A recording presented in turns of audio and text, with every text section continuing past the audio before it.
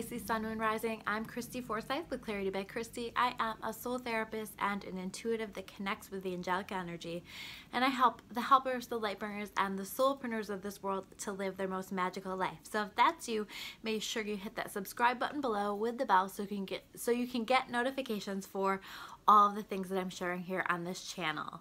So thank you guys for your patience. I'm getting this video out a little bit late. I have over the past couple of months just been dealing with so many issues in connection with my throat and my throat chakra, and have had a lot of just health issues in connection with that. So it's been tough for me to make videos. It actually hurts. Like, it's a lot of energy and pretty painful to make the videos. So thank you for your patience. I'm hoping and setting the intention that everything will be healed in order to allow me to be a little bit earlier with the videos for next month. But thank you for your patience. We're going to dive into your month of May 2020. What do you need to know?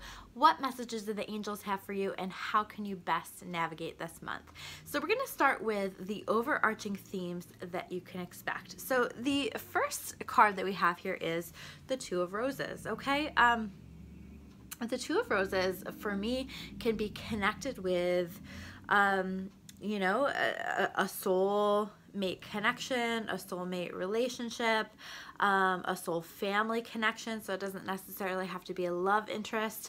You know, there is a deepening of a connection with somebody that you are destined to connect with, destined to meet, destined to deepen your relationship. So you may already know this person, you may have already met this person, but you are deepening your relationship, you are deepening that connection, and you are encouraged to continue to deepen that connection as long as that makes sense for you, as long as that's in alignment for you, because this person is meant to bring in a beautiful energy into your life. And like I said, like, this doesn't have to be a romantic partner, you know. Some of us are not available for love, but this can be, you know, even your a business partner that comes in, somebody that you're meant to work on a project with that comes in, or somebody that's just going to be a really amazing friend to you, that you have a soul connection. They feel like home, they feel comfortable, they feel loving, they feel like a very beautiful balance for you. And so allow this relationship to come in. Understand that this is sent by the angels for you. This is something that was contracted for you to connect with, or for you to deepen your connection with, because the timing is now to continue to develop this connection. The next card that we have here is the Queen of Scrolls reversed. Okay, so there's something that you're supposed to be learning here, and this actually can sometimes be like that you actually are supposed to be going back to school, or supposed to be starting a new job, you know. So if you feel called to like actually take some classes, or to go back to school, or to begin to look for new jobs, this kind of stuff, because this is really saying like you kind of know, but you're not taking steps in that direction. So there's some kind of a learning or growth or a change that is meant to come in, and what's happening is your guides and your angels are trying to usher in a new learning for you. And so you want to allow the learning to come in whatever way, whether it's structured traditional learning, whether it's life lesson learning, but look around and notice, like, what am I supposed to be getting here? What am I supposed to be learning here? Or do I feel called to learn something? Do I feel called to add a new skill? Do I feel called to do something different in regard to work? Do I feel called to apply to a different job, to start a new business? That kind of stuff can be included in the Queen of Scrolls. There's definitely learning. There's definitely growth involved in this card. The next card that we have here is the One of Roses, and this is really interesting to me because we also have that Two of Roses, okay? So again, it's like there is a beautiful energy coming into your life, and this particular card may be connected to that other person, or it may not be. This is about a deepening of a connection, a deepening of a commitment. So there's a commitment that comes in with this, or a want for a commitment. And so again, this can be a relationship. This can be a deepening of a relationship, kind of really leveling up in that relationship, or it can actually be a commitment to one another.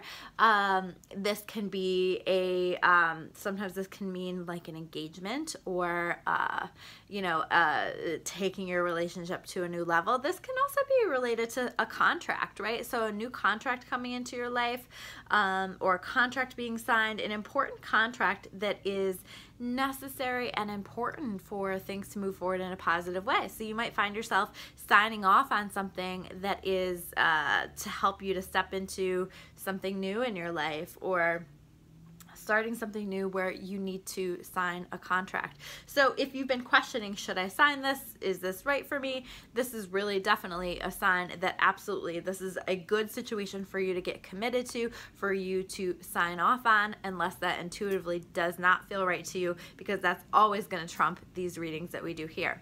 Now, the next card that we have here is the Shapeshifter card, okay? So where can you be flexible? Where can you allow different facets of yourself to shine in different situations? Because I do feel like you're going to feel maybe this month a little scattered, a little like I'm this person in this situation, I'm this person in this situation, because different situations, different scenarios, excuse me, are bringing different parts of you, different parts out of you. But this is like really speaks to your ability to be flexible, to be flowy to the situation. Allow yourself to flow with it. It's not that you're not being genuine. It's just that different scenarios, different circumstances are pulling out different parts of you. And so how can you be adaptable? How can you be flowy? How can you allow yourself to be genuinely you, but adapt to the situation as needed? You know, like I'm still me, you know, when I'm in, for example, a business situation, and but I'm a very different person, or you see very different parts of me than you would see if we were in a personal relationship with each other. So it's that kind of stuff. How can you let different parts of you shine through, continue to be genuine, but be adaptable based on the situation? So you might find yourself needing to do that this month. Then we have the Eagle card, okay? So this is saying seize opportunities courageously. So again, I come back to this One of Roses and this Queen of Scrolls reversed, and it's kind of like some new things are trying to come into your life. You might be a little hesitant, like, oh, this is a big commitment, or this is a big change, or this is something that I'm scared to take on. Maybe it's even a new relationship that you're feeling scared to take on, or you're afraid to take that to the next level. And this is really saying, if you have an opportunity, go for it, do it, try it. Because opportunities, you know, sometimes doors are only open for so long. And if it feels intuitively right, we really need to take the door. We need to enter through the door. We need to take the opportunity and move forward, even if we feel afraid. Now, the next cards that we have here are the cards that are in the position of barriers or challenges that you might expect throughout the month. So the first card that we have here is the Six of Keys, the Increscent Moon, okay? This is really about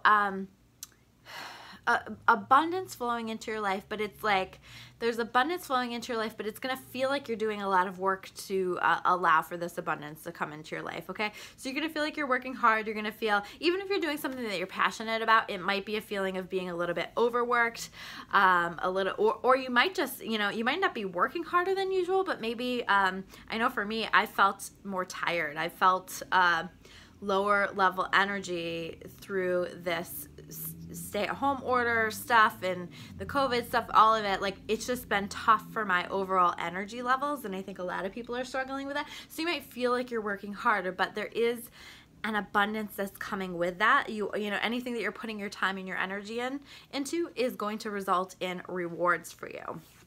The Seven of Forces is also about finding balance, okay? So how can you find balance? I feel like you've started on this path. I feel like you've been making some changes, making some tweaks, and it's time for you to continue to grow, continue to find more balance in your life. What do I need? You know, what do I need to change? What do I need to release? And just exploring those things, and taking that level of balance up to another level, really getting yourself into a place where you're feeling good and balanced in the mind, body, and soul.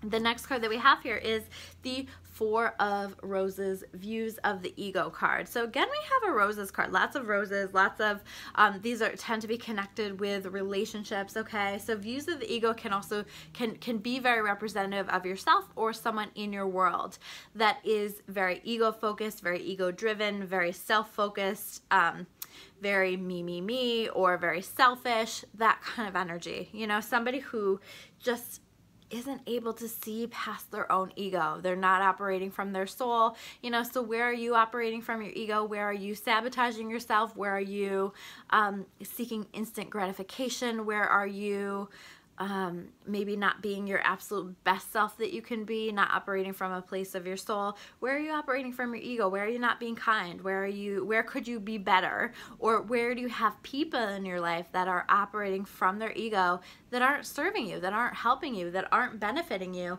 that really it's time to take a look at that relationship and see, like, is this something that I need to release, or make some kind of a change to, set some kind of boundaries around it? But I think this is going to become very apparent as to what this is.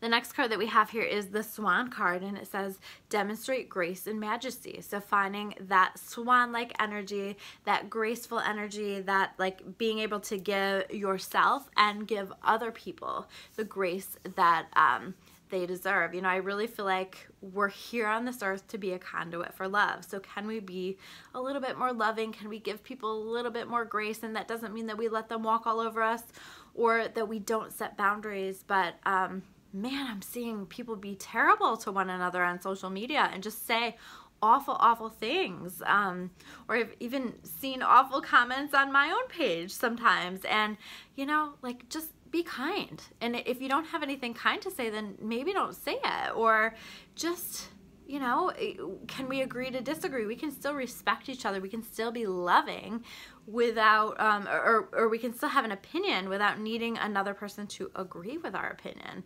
So can we be really thinking about how can I be a conduit of love here on this planet? How can I give other people grace? How can I give myself love and grace as well? The next card that we have here is the Hermit card reverse. Okay, so where are you pulling away? Where are you withdrawing too much? What do you know, do you need to let some people in? Do you need to open up a little bit more? Do you need to open your heart? Do you need to have conversations with people about certain things that you're trying to process? Or you know, are you letting fear keep you pulled back and withdrawn in a way that just isn't serving you anymore? The next cards that we have here are in the category of, the gifts that you can expect here in this month. And the first card that we have here is the Two of Scrolls.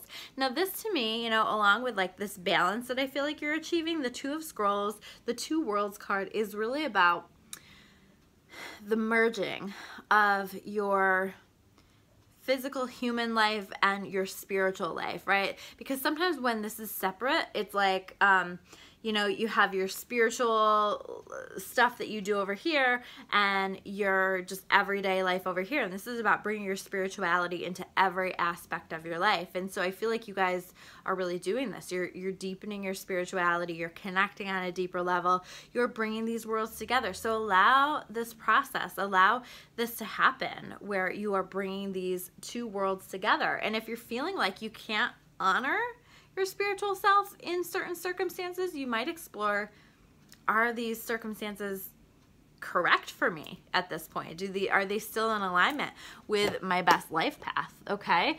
Then we have this Mediator card. Okay. And the Mediator card says the gift for negotiating fairness and strategy in personal and professional life, respect for both sides of an argument. So again, it's about like, how can we be love and how can we be that mediator in certain circumstances in our life? And I think especially in regard to this Two Worlds card, which is why I'm reading the Mediator card right now, is like, how do you naturally just like go back and forth between both worlds? How do you mediate? How do you shapeshift but continue to be yourself? How do you just naturally flow and be authentically you in every given situation, whether that's your spiritual self, whether that's the rest of you, whatever, you know, how do you navigate all of that and just continue to honor who you are and what you want in your life?